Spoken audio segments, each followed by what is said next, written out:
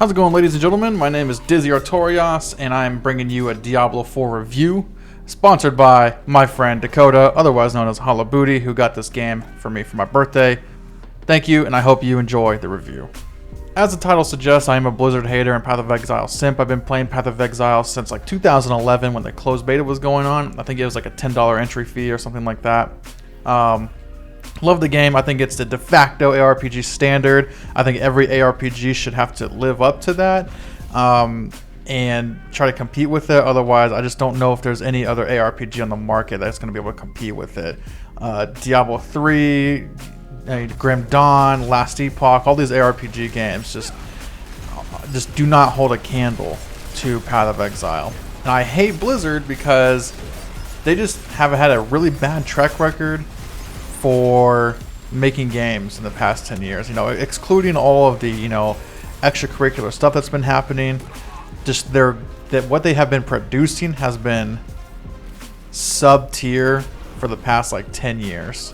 So that's why I'm a Blizzard hater. People have all this hope for when Blizzard games come out, like, oh, it's gonna be so good, blah blah blah, and it's just like it just seems to never ever live up to what people expect it to be. And not that the game gets overhyped or anything, it's just like the games aren't good. So that's why I hate Blizzard. After that spiel, I'm gonna go ahead and start with the review here. I will be starting with cons first and then pros. I think it's important to end the video like on a high note rather than just kind of like sputter off with all this negativity that's going to be happening here.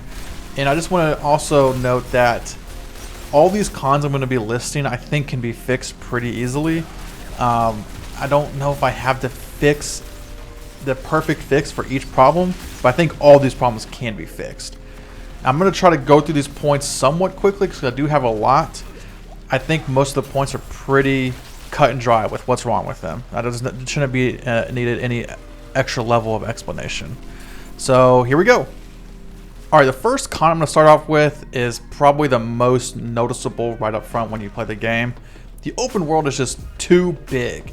There's so many winding paths that just lead to like dead ends and circular like little cul-de-sac areas, and you think that you're headed to the right location, but you're not. Like you end up like in a little crevice somewhere in the random corner of the map.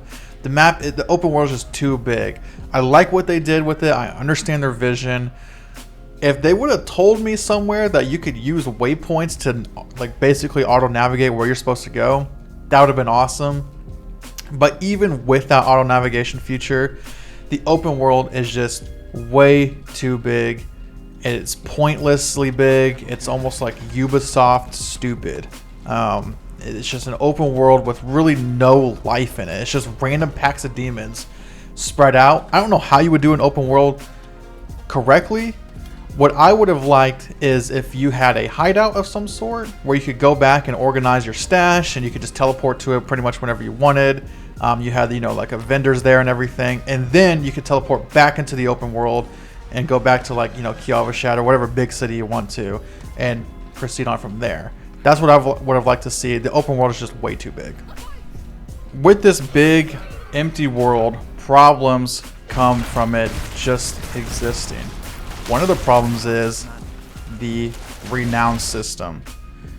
They use this renown system to help you, I guess, not help you, but force you to explore the world, basically. So you have like 30 dungeons per area. You have about like 30 Lilith statues per area that you pretty much have to do if you want to fill up this renown meter. And you have to fill up the renown meter because you get 1 skill point for each area, which is 5 skill points, which is basically 5 levels, and you get 4 Paragon points at the end of them. Which once you get past level 50, you get 4 Paragon points per level. So you get 5 levels from skill points and 5 more levels from the renowned Paragon points. That's a total of 10 levels. If you do not do these renown progress, renowned little side activities, like all the side quests, all the dungeons, all the Lilith altars, your character could be a total of 10 levels lower, basically, just calculating skill points and paragon points, 10 levels lower than what it could be. So you basically have to do these, and the grind is tedious. You might ask, well, Dizzy, I mean, you get to explore the open world, you get to do these dungeons, you get to do these side quests. Like, it can't be that bad. Yes, it's that bad. Because these Lilith statues, there's 30 per area-ish, a little more, a little less sometimes, and there's 5 areas. And it's not like you're going to get these Lilith statues for plus 10 all stats, like each statue or something like that. You're getting plus 2 intelligence, plus 2 dexterity, basically per Lilith statue. I think by the end you get like plus 70, 75 to each stat, and like some little extra stuff too. It's not fun. There's no Lilith statue at the end of a dungeon. There's no Lilith statue for defeating a world boss or anything like that. They're in these little fucking crevices that are like, you will never find them if you don't look up a guide. You'll never find every single one. So you got to look up a guide and follow and get every single Lilith statue. Okay, Dizzy, but what about the dungeons? I mean, they must be fun and unique, right? Wrong. First off, they're required because you need them for the renown progress bar. Second off, they're required because they have these things that you can get that go into your codex of aspects or whatever. Basically, once you complete a dungeon, you get a passive you can put on a weapon. So, for example, like one of my passives is like Blizzard does extra, like my Blizzard ability does extra damage, whatever the fuck.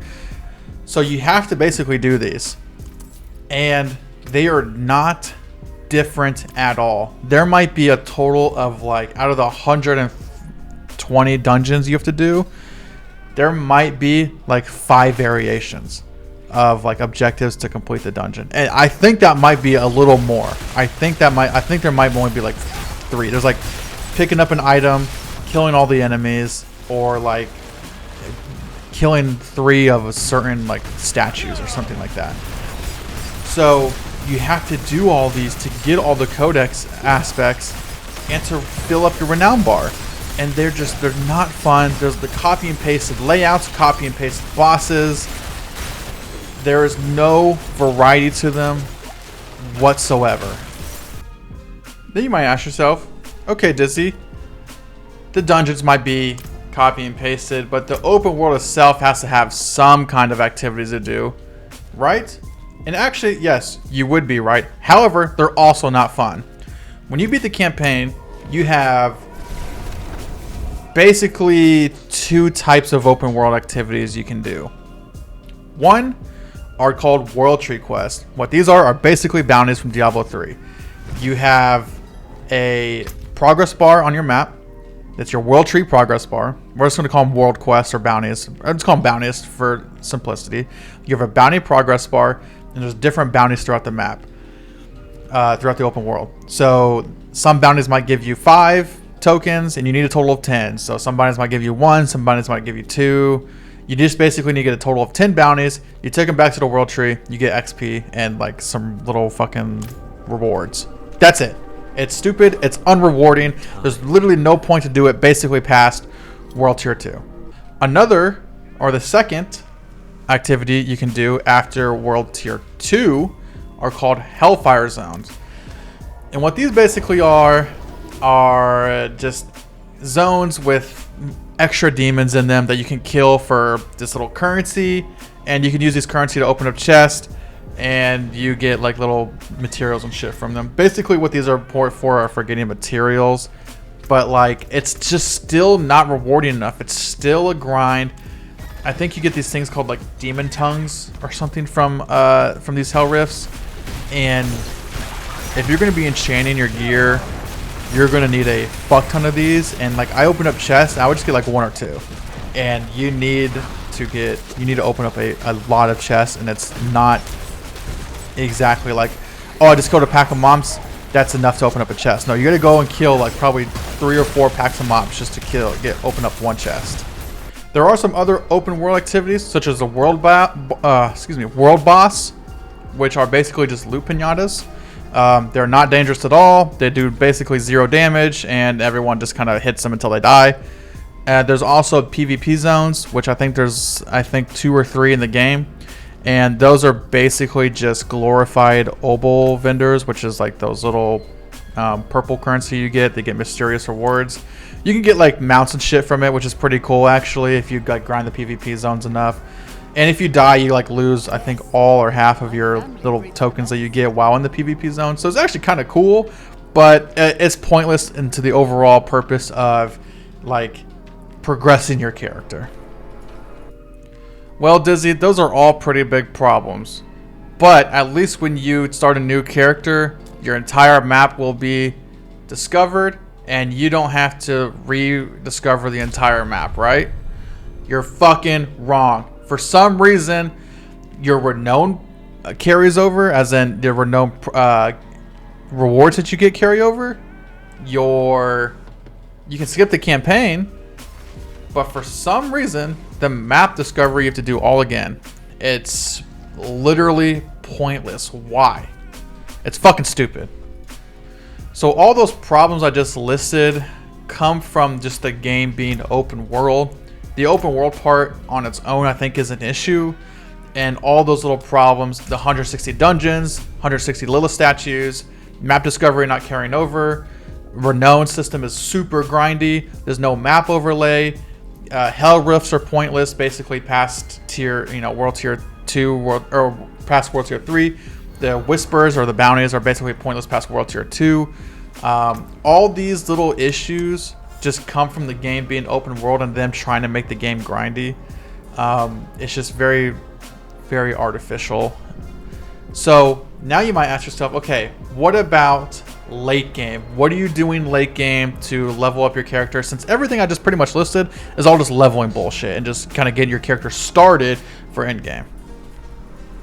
So basically how the end game works is assuming you've completed your renown, assuming you've got to world tier 4, you have to do nightmare dungeons. So this is where the problem really starts at. The first thing that gets me about this nightmare dungeon system is that there's 160 dungeons and I think there's like 20 nightmare dungeons. Why? All nightmare dungeons are harder versions with different modifiers on the same dungeon. Why can't you make all those 160 dungeons that you bragged about in your trailers and your little dev commentary bullshit? Oh, we have 160 dungeons. That's pretty cool, right? Only 20 of them are relevant because that's what you're going to be doing is nightmare dungeons to get to the end game. Along with the stupid problem of only 20 nightmare dungeons, another just stupid problem that seems so easy to fix is enchanting gear, which is like changing a singular stat on it, or extracting or adding stuff onto as a gear piece is so expensive.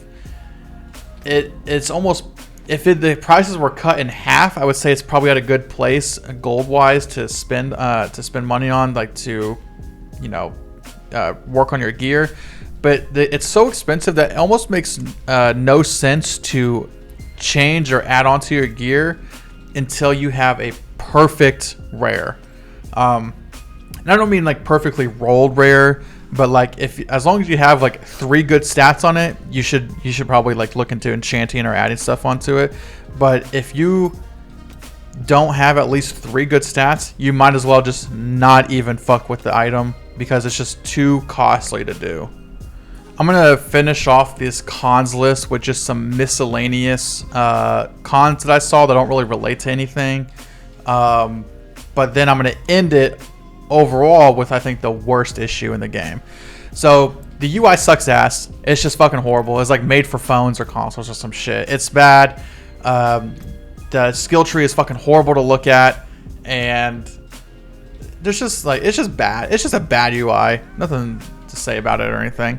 Horse cooldown, horrible. Why the fuck is there a horse cooldown? And if there's an open world, why is there so many barricades? I'll fucking ride my little stupid horse wherever the fuck you want me to, if in this big ass open world. Don't put up these fucking barricades that I have to get off my horse for and then wait for the cooldown to end. It's stupid. Some other miscellaneous stupid little things. There's no searching stash tabs. You can't like control F and search for a stat or a specific item.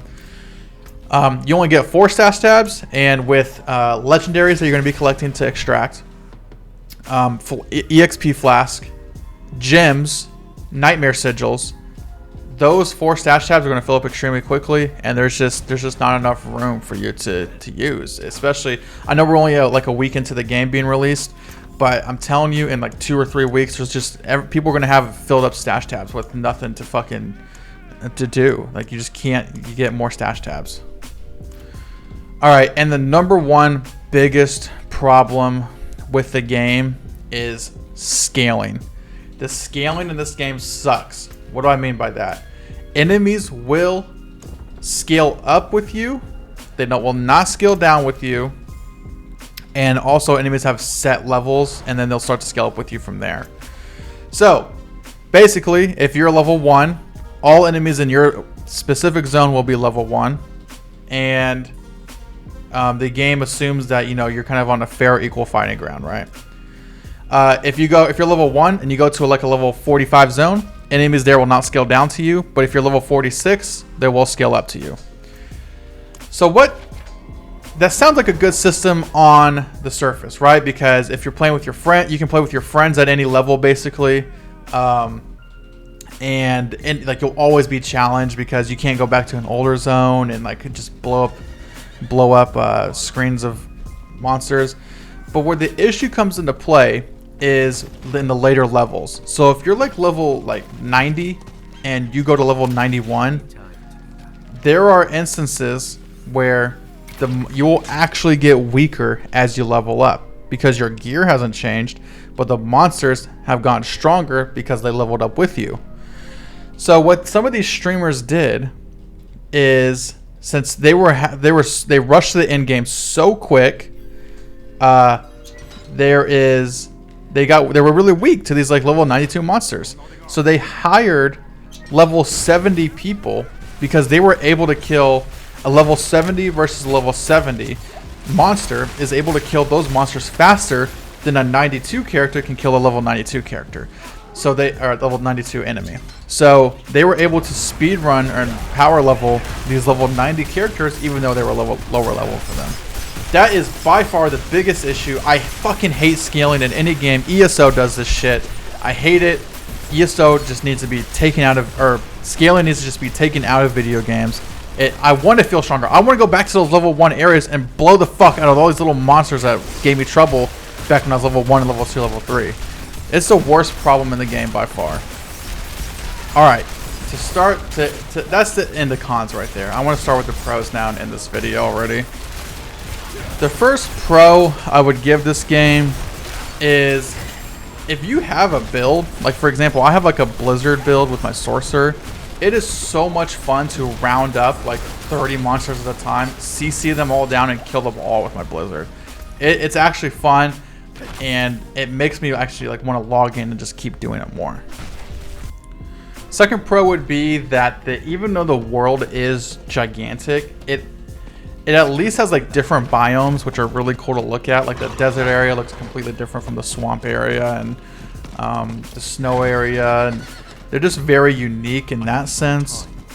However, the entire map is just basically winding crevices anyway, so it kind of makes it pointless because you're just navigating these little fucking mazes. But it's at least like beautiful to look at. They did a really good job with setting the tone to this game. It's supposed to be kind of grimy, bloody, gory, kind of depressing. So it is a cool little open world. I just don't like it for the ARPG genre. Another pro is the Paragon system. I didn't think it's like kind of a pro because I didn't think it'd be good at first, but there is like some kind of strategy to it. You can like rotate your Paragon boards and like kind of map out your own way. Most of these Paragon nodes are like +5 dexterity. There's like not anything game changing in the actual nodes. Most of them are just straight up buffs. But it is cool. It's kind of like the Path of Exile skill tree. However, it's not exactly like it. If anyone says it's exactly like it, they're fucking lying. It's not even close. But it's like kind of like it. Another pro is you can skip the campaign for a second character, please fucking GGG. Make Path of Exile skip the campaign if you've already beaten it once. I'll even do it once a season. It's just going through it for multiple characters. It's just such a fucking drag, and no one likes it. And the final pro, which I guess could be kind of a con, is the game is pretty simplistic in what it is. It's meant for the masses. It's not a niche title like Path of Exile where it's like super overly complicated. The game's pretty simple. You know, you basically on your gear, you want cooldown reduction, you want crit chance, you want crit damage, you want vulnerable damage, and whatever damage you're trying to scale, like frost or cold damage. That's basically it. You know, you just want to kill the monsters as fast and as much as possible, and that's how you make your gear. And it's not, making a character is not complicated. It's supposed to be easy. Again, this could be a con for certain people. I prefer my games to be a little bit more complicated, but I think there's enough depth here to where you need to know what you're doing, and you can't just like blindly go through the game. So it's in a good spot, I'd say, for the casual audience.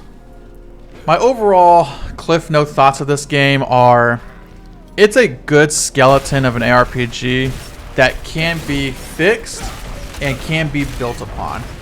I'm hoping Diablo 4 becomes a competitor in the ARPG scene. I want there to be good seasons. I want there to be fixes, more builds, more classes, more everything.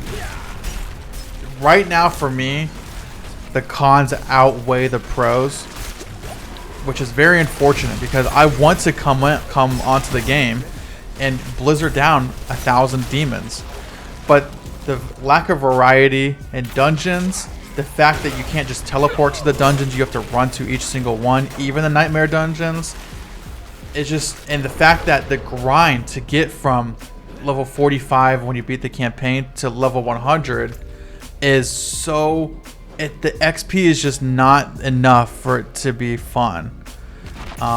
So I've been playing the game for probably a total of like 60-70 hours, and I'm only level 62. The grind is just too much. I hope the game improves. I'm really excited for the future, and I can't wait to see where this game goes. But unfortunately, Path of Exile is just too good of a game. At the moment, it's just still better than Diablo. Thank you all for watching the video. My name is Dizzy. Tune in next time.